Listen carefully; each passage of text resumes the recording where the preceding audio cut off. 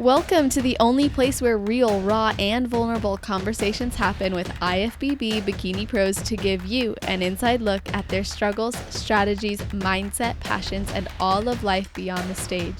This podcast is made to inspire, motivate, and remind competitors and the average gym goer that even the most extreme lifestyles and elite athletes have their ups and downs. Thank you so much for tuning in today. I'm your host, Celeste Rains-Turk, and now it's time for the Confessions of a Bikini Pro podcast.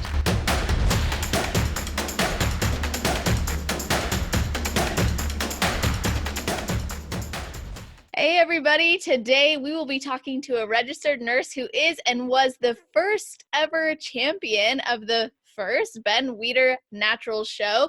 This athlete just started competing last year as a personal challenge to herself, then went on to do 5 shows before turning pro, and now she's prepping for the 2020 Olympia because she qualified for it at her pro debut, which was the Ben Weider Natural Show. So welcome to the show, Maia Gordon. How are you doing?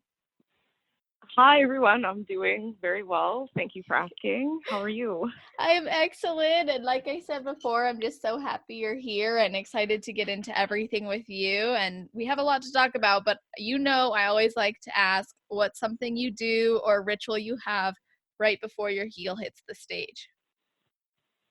Oh my goodness, a ritual.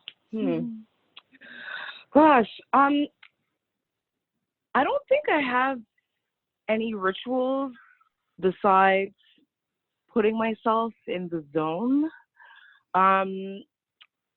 Putting myself in the zone basically means I'm putting myself in like diva mode. So I'm basically, I'm going to go and command the stage. So I'm thinking about Beyonce, Mariah Carey, and, just the superstars that I could think of. And then it goes to the bikini superstars. I'm thinking about Angelica.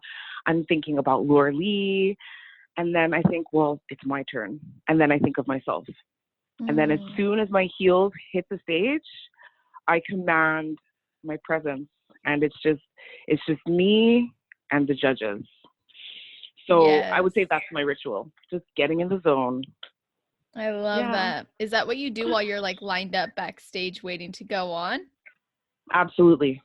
While I'm pumping, I'm also listening to the music that's playing on stage too, right? Because it's not really quiet backstage. It's loud. People are talking, and there's music playing on stage for the other girls ahead. So I'm just trying to like shake off the jitters, listen to the music, get into the zone, and just try to have a good time. Really, like all the work is already done.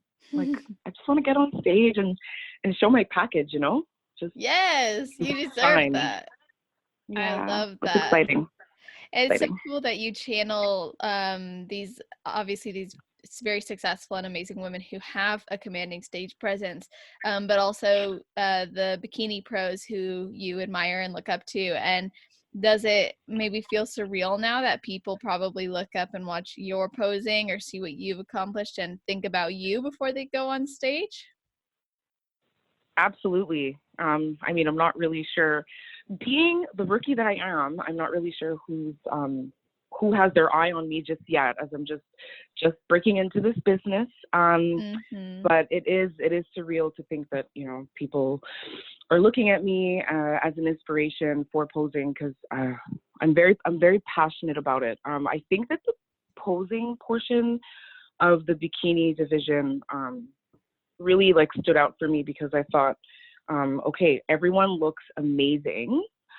How in the world are the judges supposed to pick just one winner? And I realized when really paying attention one routine after the next that there were subtle differences, and I realized like, wow, this is really not, I wouldn't say 50-50. I would say this is 60% posing and 40% physique. And so I realized like there's a lot of work to be put in there. And so I'm very proud of the work that I've put into my posing, because I don't know if anyone knows this, but before I even considered doing my first show, it was probably a good 6 months before that I started practicing posing, just figuring out what a front pose was, what a back pose was, and how the transition worked.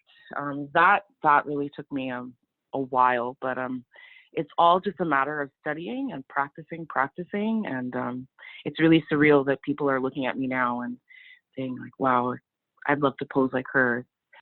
It's Mm-hmm. humbling. It's humbling. Yes, and you've come a long way with it than I can imagine if you were starting 6 months out from your first show, just really learning the ropes with it. You respected the art of it because you practiced it, and it sounds like you did a lot of that research. So, were you coaching yourself in posing, or were you working with someone? No, well, I did that all on my own, really. Well, Wow. because the thing is, I have a dance background. Oh, Um, yes. my parents put me in Afro-Caribbean dance growing up as a child. And then when I went to high school, by the time I got to high school, there was a dance troupe. I auditioned for them, and myself and my twin sister were accepted into the team. And so dance was everything to us all through high school, through grade 7 through grade 11. We did ballet, we did jazz, contemporary, hip hop, everything I think except tap, to be honest. So I think that my dance background really helped me understand the posing routine, front pose, back pose, transition, and then sass. Like you can transition from front to back, but it's all about presenting your personality. And I think that having that dance background, being on the stage, hair, makeup, the lights, the choreography, like it kind of all came back to me in my adult life. And Wow. so I felt like that helped a lot, a lot. That's Yeah. amazing. And that's kind of how you were able to develop your routine as an amateur. And then I'm sure that made developing your pro routine really fun. Yeah, it was. It was lots of fun.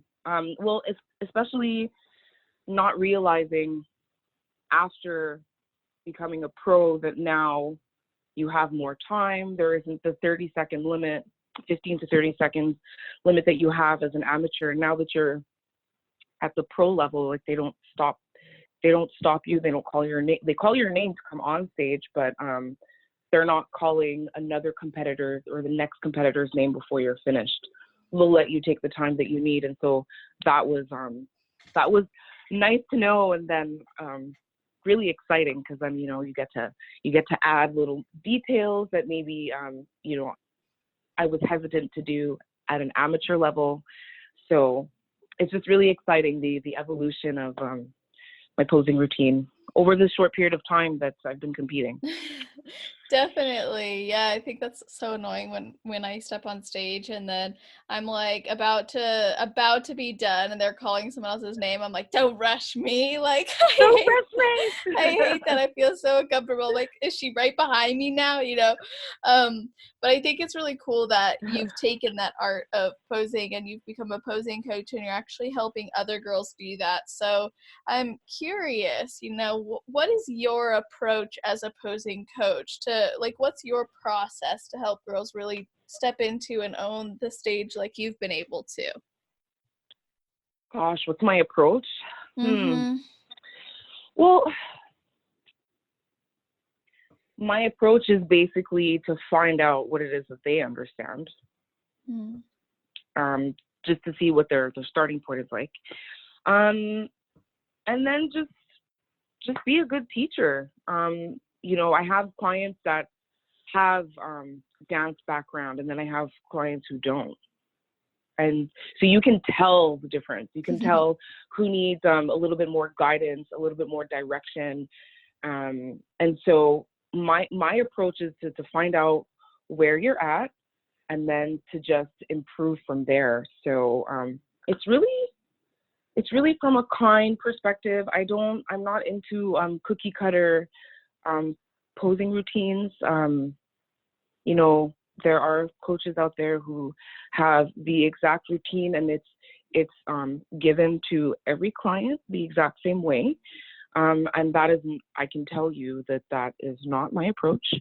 I really Mm-hmm. do like creating a routine that accentuates the best aspects of my athlete clients, and basically teaching them the reasons why we're doing things a certain way. You know, we want to accentuate the best parts and, you know, kind of hide the not so great parts. And that's the art in posing, and I want them to understand. I think my approach is for them to understand why things are the way they are, what the judges are looking for, and the steps that we need to take to get there.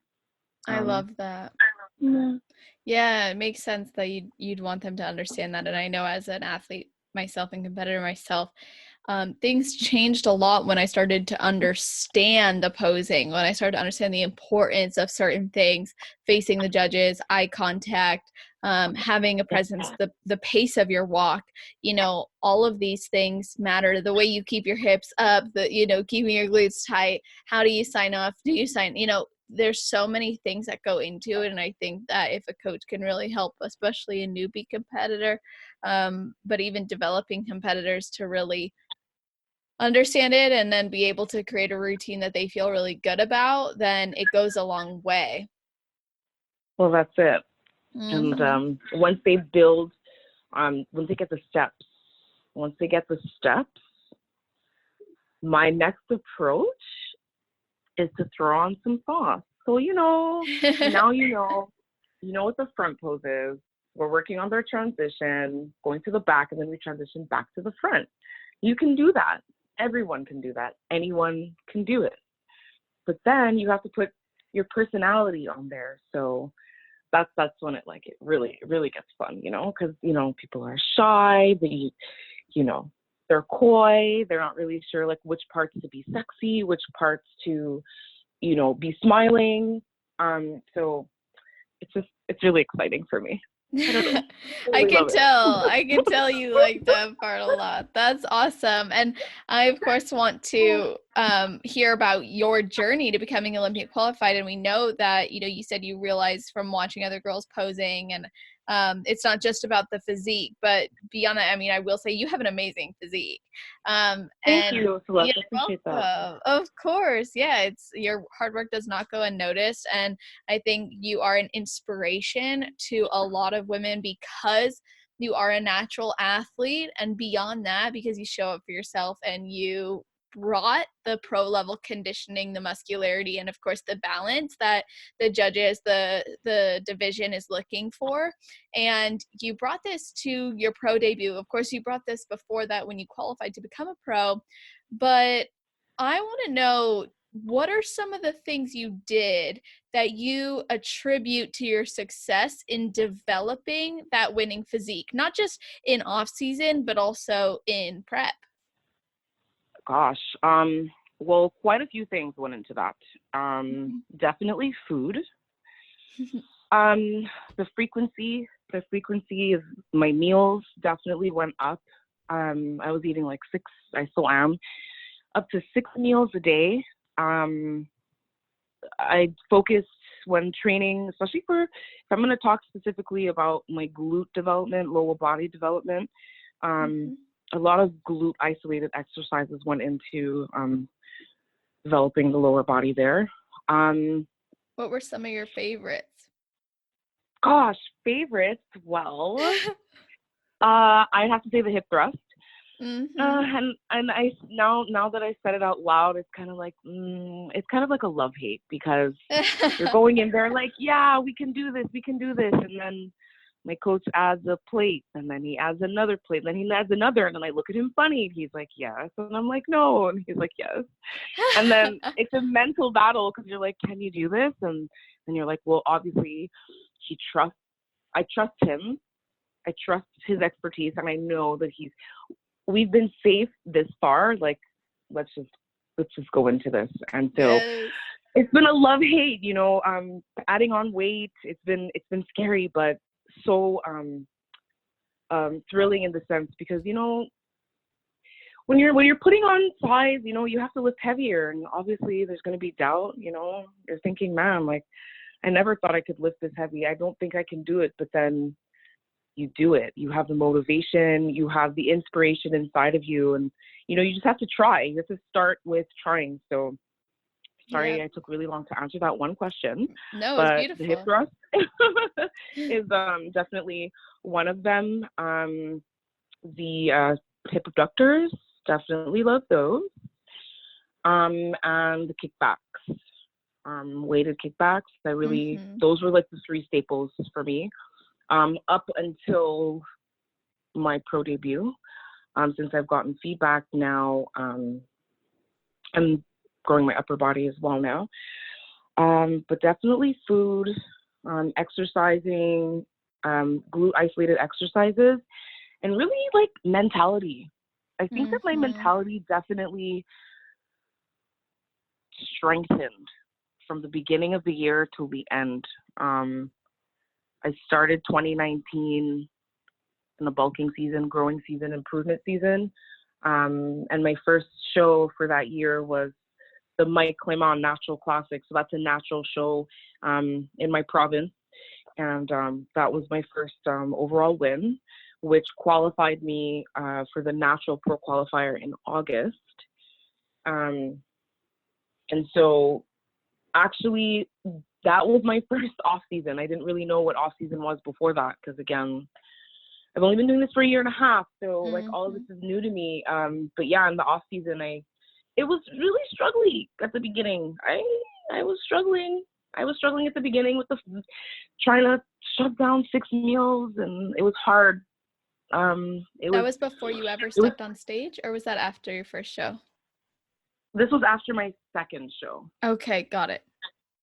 So after my second show, I went into an improvement season, and yeah, that's when I really started to understand why it was so important to actually get fluffy, put on the weight, eat food, and stay focused more than ever, because this is what it's about. It's not about the leaning out part. That's not what it's about. It's about the building part, because the more I finally understood that the more time that you take to build, the better prepared you're going to be in the end. It's not about doing show after show after show back to back. I mean, everyone has their goals, right? Everyone's chasing a pro card. People are chasing a pro card. But you also have to think about what the judges are looking for. So, if you're getting feedback and they're telling you, hey, like, we need you to work on this, and you and your coach decide, the best thing to do would to just continue, going show back to back. If nothing's changing, that it's your probably outcome because won't change. Right? The outcome won't change. Exactly. So I'm really glad that my first improvement season, I understood. Understanding is really important, because once you understand, it's game time, really. So that was really important for me. And I hope I answered the question. No, Sorry, definitely. Yeah, no, definitely. I appreciate that a lot, because you brought up how you became mentally stronger over the year, and you were able to see, okay, I needed to grow in order to now show up in the end and bring what I brought, which helped me to develop this winning physique and show up in the gym and commit to lifting heavier and face those challenges mentally and physically.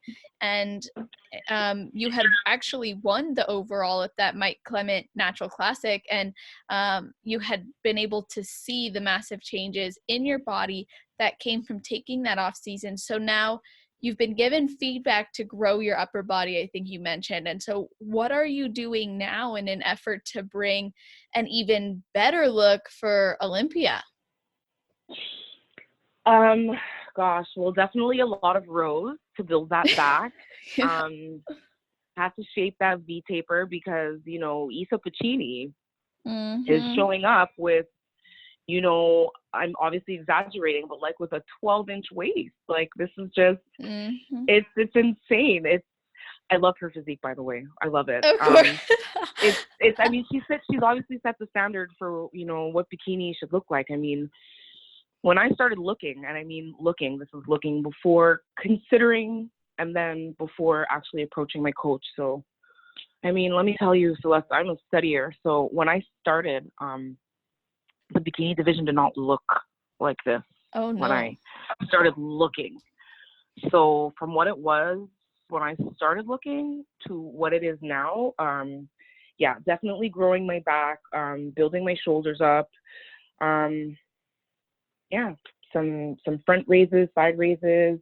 We're doing rows from all positions, all angles. Definitely lifting heavier. I'm shoulder pressing 40 pounds now, trying to go up to 50. These are like weights I never thought I would push before, but this is where the bikini division is going, and I'm for it. I'm all for it. Yes. I'm really excited. So, and I'm actually, with in spite of the whole coronavirus going on right now and shows being canceled, I'm keeping my chin up. I'm keeping my hopes high, and I'm still working towards it. I mean, I had plans to do at least 1 or 2 shows before the Olympia. I'm not sure what's going to happen with that now. I'm hoping that it's still going to be a go, but I'm still working towards the big O. And if that's the first and only show that I'm going to do this year, then I'm giving 200%. From now till then, from the beginning of the year till then, I'm pushing hard, and honestly, I'm just trying to. This is just another level of me trying to prove to myself that I can do this. So I'm really, really excited. Really Heck excited. yeah, I'm excited for you. This is an exciting time. I know, like, this whole, like, to those of you listening, we're recording this on March 21st, okay? I like to record ahead of time so that I can keep giving you guys weekly episodes. But right now, pretty much the world's on lockdown. Like, we don't know what's going on. IFBB and NPC are taking things day by day. You guys, if you're listening to this, you know what I'm talking about. So it can be mentally and emotionally challenging. There are some girls who haven't even qualified for the Olympia who were really hoping to, with these shows that are now being canceled. And of course, they've now extended the qualification time. However, you are saying it doesn't matter because I'm giving 200%. You are like 6 months out, so you said, you'd love to do shows before the Olympia. Let's say, in the next 6 months with all the unknowns, what if the Olympia really was the only one? How does your approach change? Like, are you trying to build a lot right now and then lean out? Like, what's your mindset with all of this? Definitely to build as much as possible. I'm still checking in with my coach every week. I'm still following my meal plan. The workout hasn't changed. Well, obviously it has now that I have to work out at home with less weight. But all that aside, the plan doesn't change. The approach doesn't change. It's just to continue building. The more time that I have, the better it is for me at the end of the day. The more time I have to build, the more time I have to throw in conditioning. At the time right now, I'm not conditioning I'm not conditioning just because I lean out so fast. So if I go start my regular cardio regime, which is usually like 30 minutes, 20 minutes low, 2 minutes low intensity, 1 minute high intensity, I'm not going to see the gains because I'm metabolized and I burn so fast. And the thing is, right now with my activity, not exactly the same. I mean, I have less activity right now, plus I'm pushing less weight and we're doing what we can. I can't, I'm not going to be increasing my caloric intake to start doing cardio just so I can balance out. Like all of that is not going to work out for me right now. So I'm not going to change the plan. We're just going to continue building. And hopefully once we can get back into the gym, I can start my conditioning, up my caloric intake, and continue to build, condition, all the way till the O. I love that. So do you take like a approach of like, okay, we're going to have like this, let's say surplus of calories and focus on lifting heavy. And then we do like a little bit of a conditioning phase and then we bring the food up again. Is that kind of your approach usually? No, it's usually pretty steady. Oh, okay. Got it. So it's like build, build, build, and then slowly start that conditioning phase. Yeah, basically. Okay. I just want to start a little bit earlier than usual this time because, it's my first Olympia. I don't want to take any chances. So the conditioning is going to start a little bit earlier than usual. That, if anything, is going to be the one tweak that we'll make as far as I know for right now. Because Yeah, I don't why want to not take be any ready? chances. Yeah. I need to be tip top shape for my first O. Yeah, you owe that to yourself. You've got so much energy into this, so much invested into this. It's like, okay, let's go, let's show up. I can honor myself by showing up and making that happen. And we were talking about exercises and approach, and so I've got to ask something that I've been asking girls lately who come on that was actually recommended by a listener, and I love this question. And so basically, if you had to choose like life or death, between, or I'm sorry, not between, but an exercise for your shoulders, an exercise for your hamstrings, an exercise for your glutes, what exercise would you pick for each individual one? Shoulders, I'm definitely going to go with the Arnold press because it targets the anterior and mid deltoid there. So that's like a 2-in-1. Definitely would go with that. Hamstrings,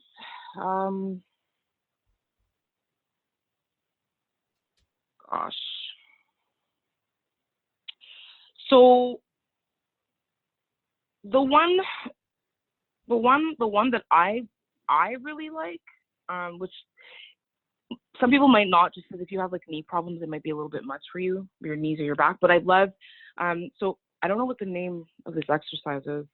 I guess you're in a glute bridge position. Mm-hmm. Yeah, like you're in a glute bridge position. You're just lying flat on the ground, heels on the ground, and then I have like I'll put like a towel or get some like really slippery socks, and I'll just keep my hips elevated and I'll slide them in and out, slide my heels in and out, so that there's constant tension on my hamstrings. So I really like that exercise. Nice. And you said, what was the last muscle group? The glutes? Glutes, yes. Gosh, honestly, it's a hard call between the hip abductor and the hip thrust. Yeah. I guess for comfort in terms of positioning, getting through the exercise, I would say the hip abductor because you're sitting down. Yes. And also you can do the hip abductor without any weight. You can do it on a chair, on a bench. But I love the fact that you can do the hip abductors without any band or banded. So like right now, without a hip abductor machine, at least I can get that upper outer glute targeted with my bands. So I guess I'm gonna have to go with the hip abductor right now. Yeah. Nice. Okay.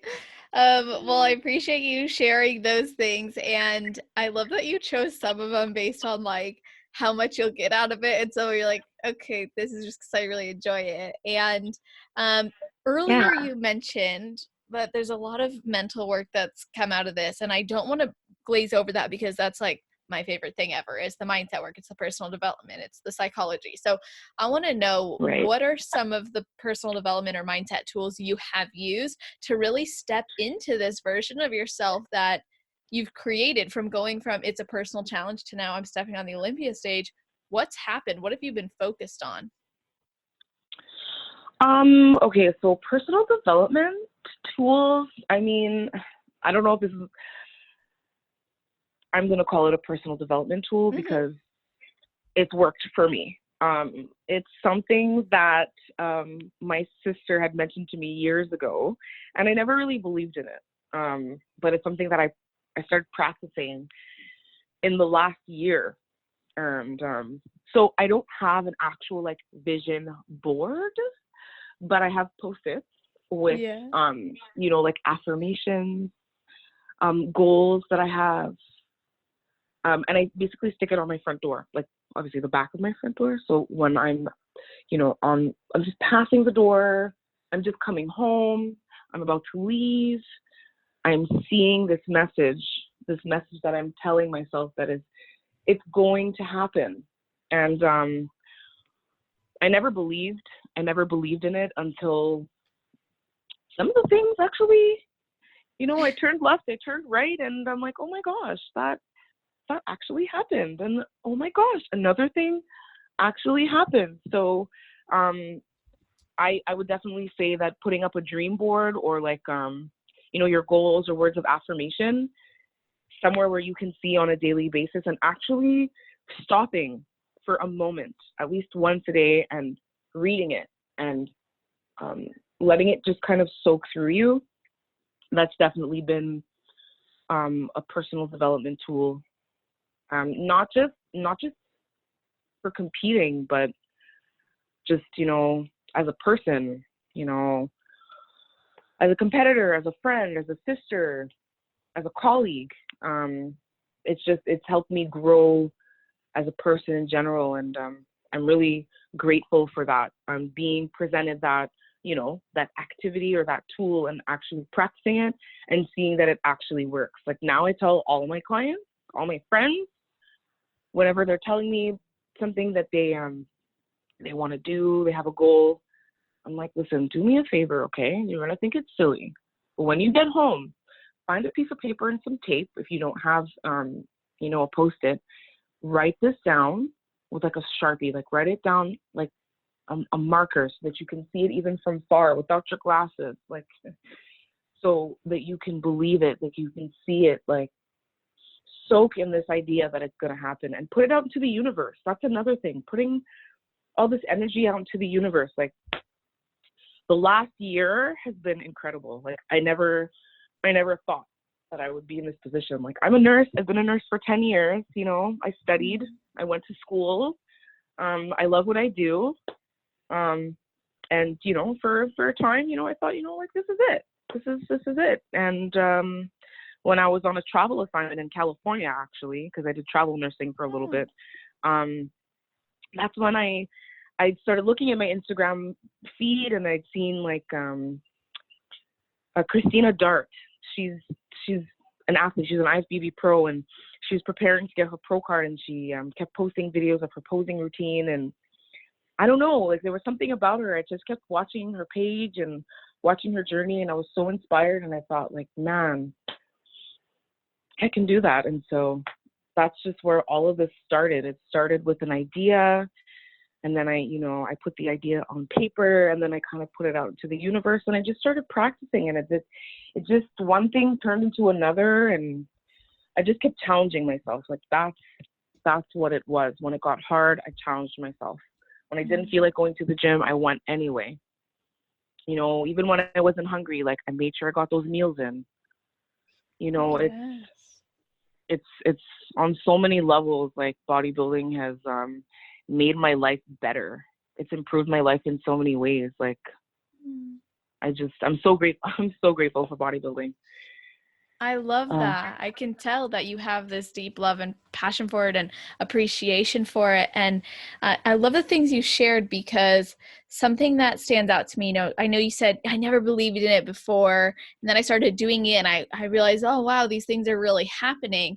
And it's funny because a lot of people pass this like personal development or mindset work off as like kind of woo woo, kind of strange, Yeah. it doesn't matter, it doesn't work. But for those of you who are questioning it, we have this part of our brain, it's the reticular activating system.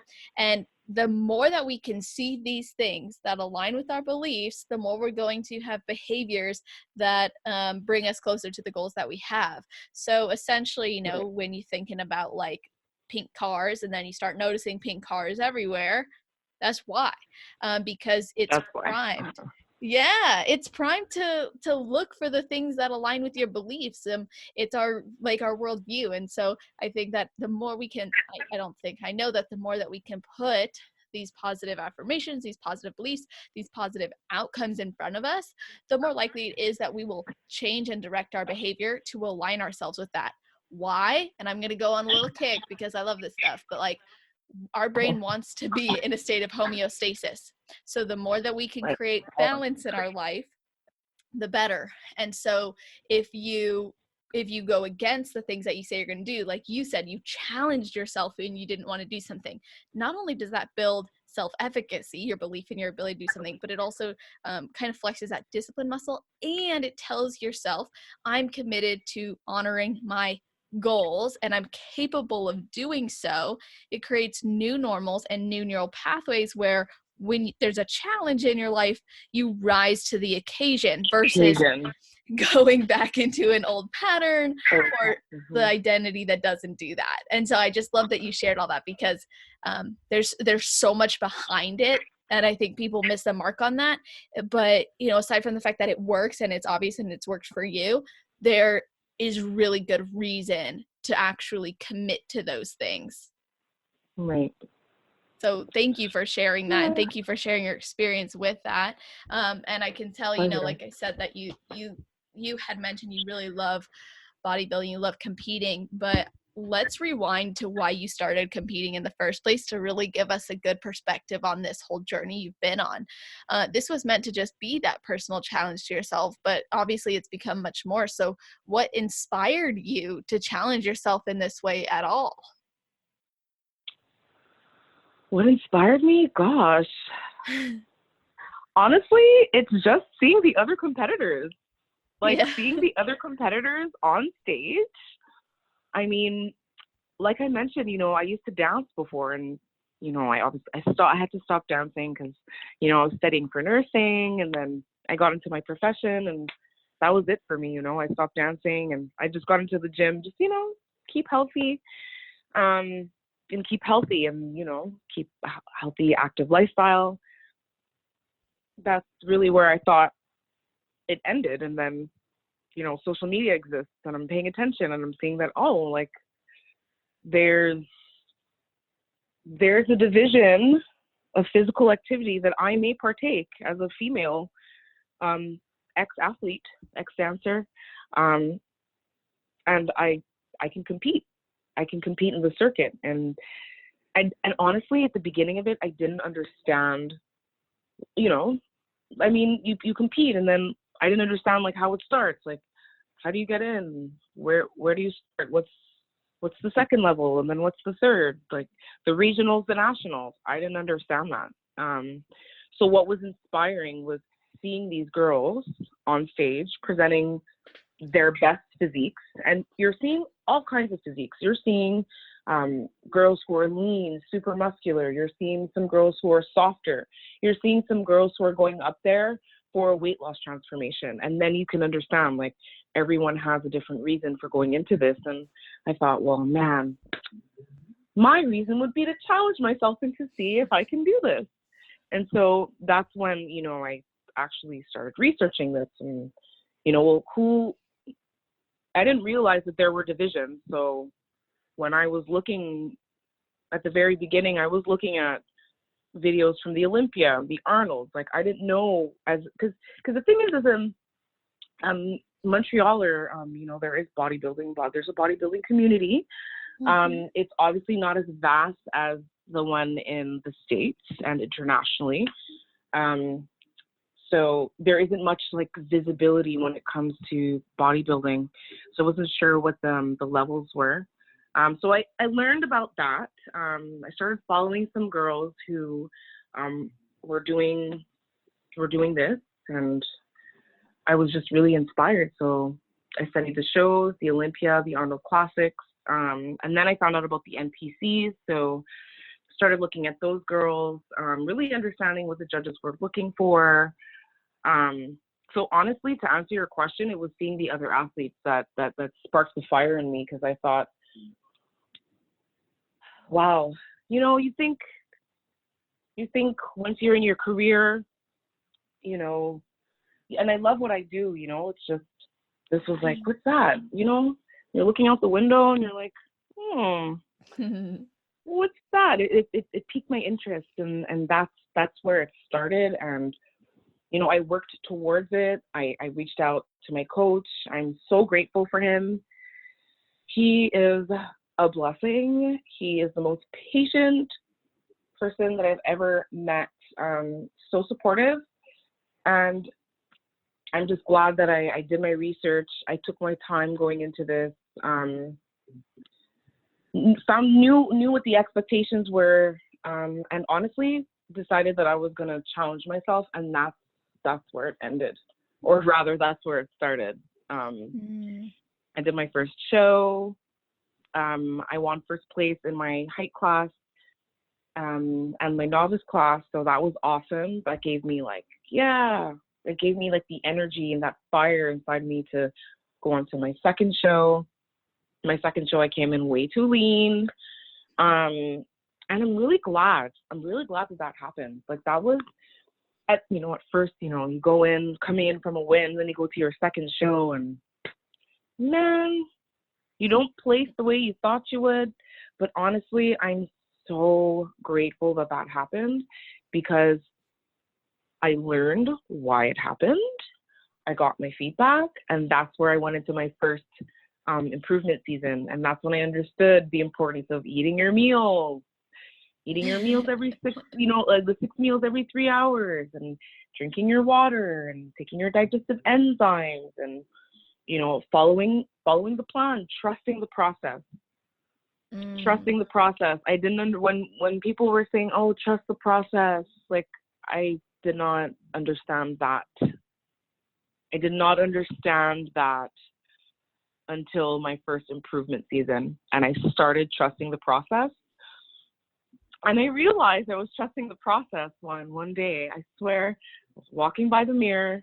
I looked over, and I'm like, "Wait, who is that? That's me. What? How does that happen? How did it happen? You trusted the process, Maya. You did it. Now keep doing that. Stay focused. Don't worry about what other people are doing. It's okay to look and see what other girls are doing, what other girls are up to, with the sponsorships and photo shoots and opportunities that other girls have. Like, it's okay. Like, it's okay. Like, I'm just getting started here. I'm a newbie. So, people, other athletes who are, amateurs and they're looking up top and they're like, "Oh, I want what she has and I want this and I want that." Like, it's all a process, It's all a process, one, and you have to be in this for the right reason. That's another thing. Like, my reason for bodybuilding, my reason to continue training, to follow the meal plan, it's because this is something that I want. Like, this is like a lifestyle. When you're an amateur, you have to decide how far you want to go. I don't know if that sounds aggressive, but I would think, you want to be you're an amateur, that's fine. You think about where you want to take it. If you want to compete for fun, if you want to compete to see how far you can take it, that's where I'm at. I'm doing this for fun, but my next level is I want to see how far I can take it. So now it's not just, okay, well, the show is done. Because if it's for fun, the show is done and you go back to what you were doing before. And that's okay. You can be like, I'm going to go to a show in the next 6 months and I'm going to prepare for it because it's, I think it's fun. But that's like, okay, you're doing it for fun and then you're going back to your regular lifestyle as an athlete. If you want your pro card, if you want to become a professional athlete, if you want to compete at the professional level, like this is not just then for fun. This is a lifestyle. Like, this is something that you have to want day in, day out, regardless of if it's raining, or shining outside, whether there's a snowstorm. Obviously you have to be safe. The roads are safe, being extreme there. But I mean, you have to decide what it is that you want at the end of the day and how far you're willing to go, keeping in mind your integrity, right? Yes. So there's this, it goes pretty deep, but for me, it's a personal challenge. And once it doesn't become fun for me anymore, which I hope that never happens, once I've reached the level that I want to reach and said, I think I'm good, then that's going to be it for me. But for now, I'm going to keep going.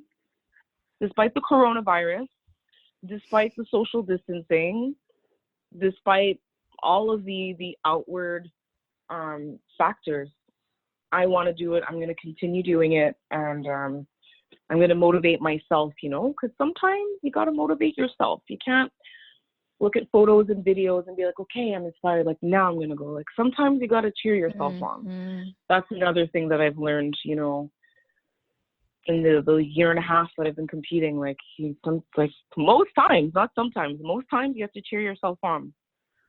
Yeah, You know, you'll for notice real. people will give you the attention when the show is coming up and you're getting lean and this and that. And then, you know, it's crickets when the show's done and, you know, you're in your improvement season and you're looking a little bit more fluffy. And it's like, you know, you have to do it for the right reasons. And that's just definitely something that I'll advocate till the end of me, you know? Yeah, I love to hear that you believe in that and that you advocate for that and you're living it as well. The reason you got into this is still the reason you're staying into it as a personal challenge for yourself, which is really cool. And now you just enjoy it and are asking yourself, you know, how far do I want to take this, but also with integrity to who I am and what matters to me, which I think is so awesome. And I like how you said, you know, most times you got to cheer yourself on because you started, you know, you were inspired by a lot of the athletes. You're still inspired by the athletes, but at the end of the day, you get up and you do the work no matter what's going on. And I think that that's, you know, a really powerful takeaway for people to hear is sometimes it's not about that external motivation. It's got to come from something much deeper, something that actually keeps you wanting to go and go and go. That's right. So That's right. I want to ask you about the Ben Weeder show and just kind of get some insight into how it actually worked because it is a natural show. So did they drug test you after they placed everyone? Well, I'm just going to straight up and ask it. Yes, ma'am. Yes, Okay. ma'am, they did. Yes, ma'am, they did. Did you have to Proudly. Yes. pee in a cup and then Yes, in ma'am, I your own did. stall and then someone standing Yeah. outside the So, stall? Okay. in the stall, they give you the cup. You go into the washroom. You handle your business. You hand that back over. And actually, Mm. the minute they take you off stage and you're in like, oh my gosh, I can't believe I just won. They're like, congrats, okay. So we need to take you right now.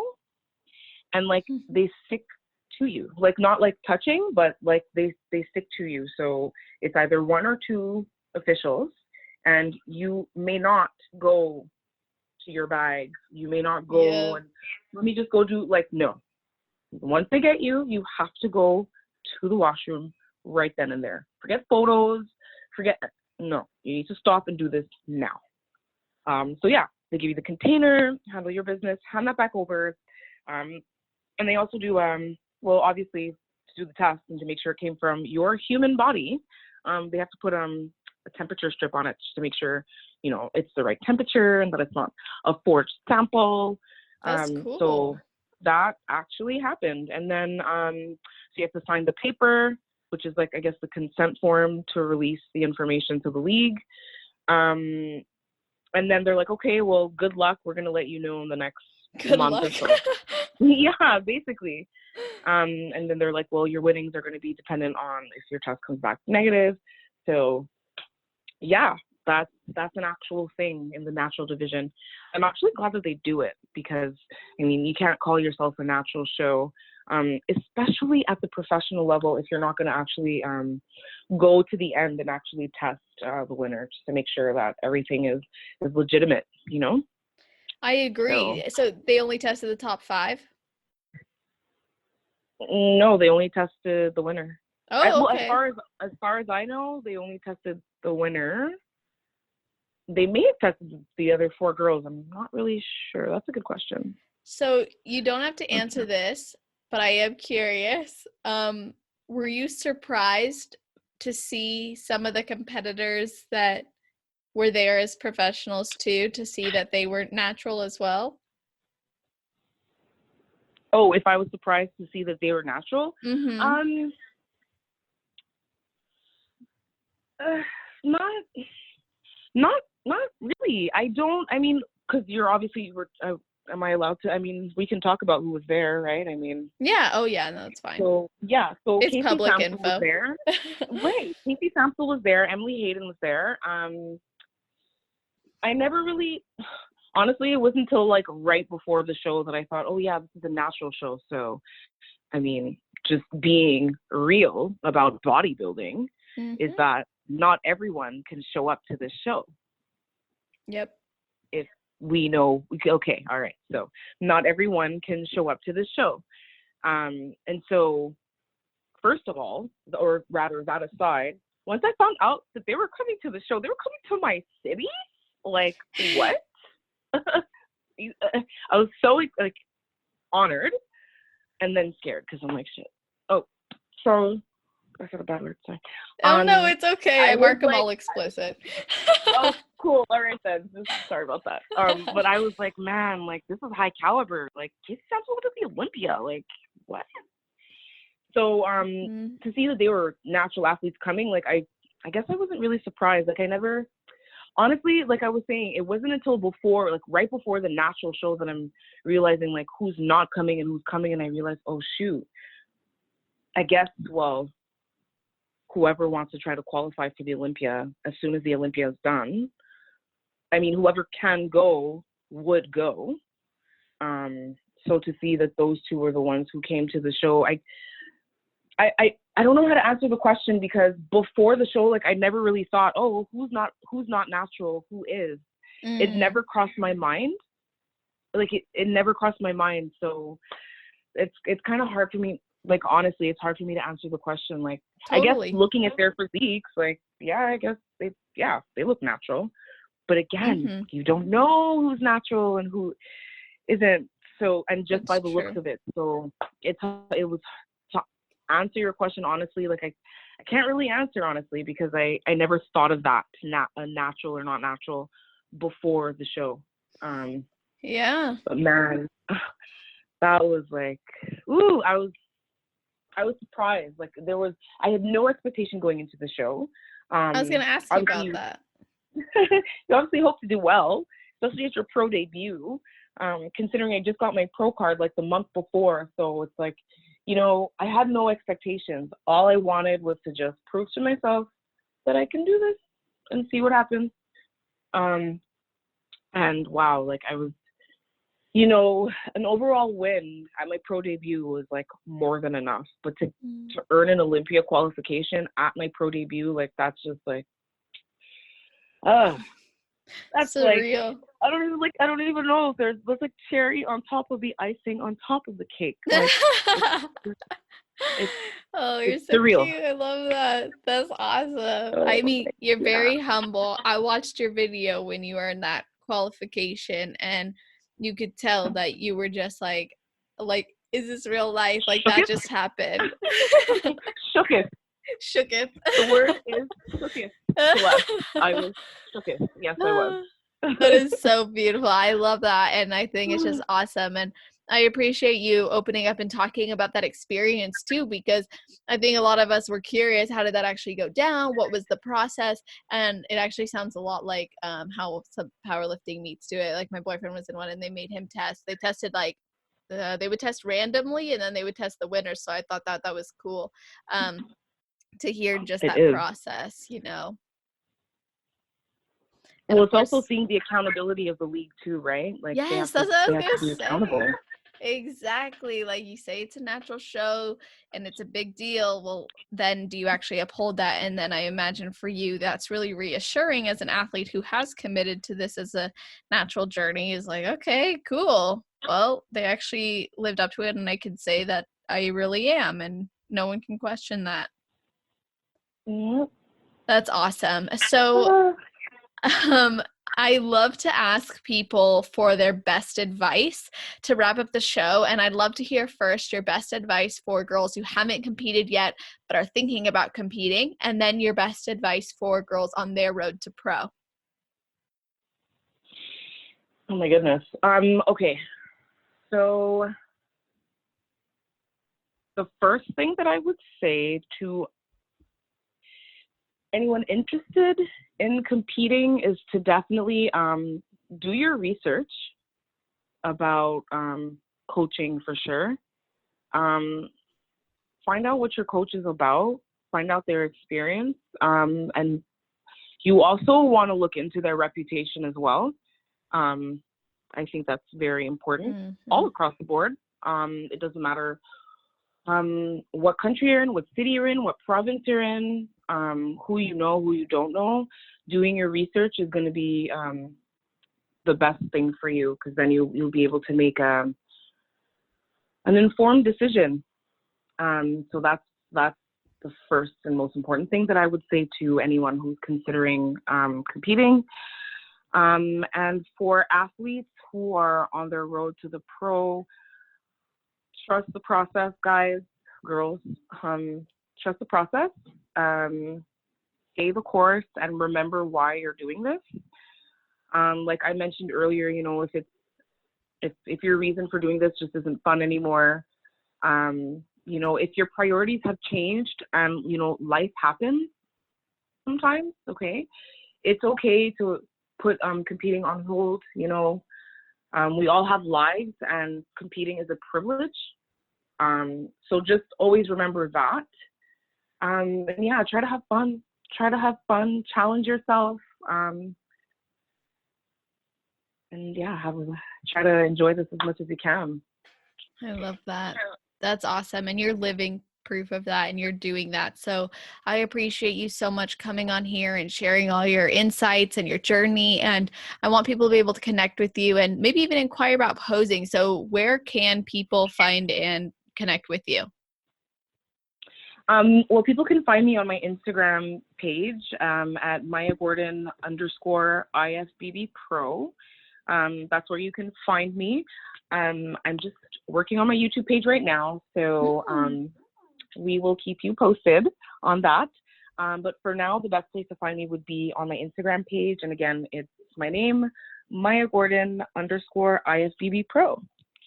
Awesome. Well, I'll make sure I put that in the show notes. So to everyone listening, make sure you visit www.celestial.fit/podcast and then click on Maia's episode. That'll be at the very top if you're listening right away, as soon as it's released. If you're listening to this in the future, just scroll all the way down on your mobile device to the category section. You'll find her name and it'll be right there. Otherwise, you know, there's always the ability to search for it on Google. Just type in her name and then the podcast and you'll find it. So with all that being said, thank you again, Maia, for joining us. I really appreciate everything you shared. Thank you, Celeste, for your time. I really appreciate you. This was a really awesome interview. Like I had such a good time. You're really great at what you do, and I look forward to more content on your podcast. I enjoy your interviews. They're awesome. Super insightful and inspiring. So continue doing what you're doing, and we can't wait to see more. Thank you so much, Celeste. Thank you so much. That means so much to me. I really appreciate that. And to everybody listening, I hope you all have an amazing rest of your day, night, or morning, wherever you are in the world while you're listening to this episode. Just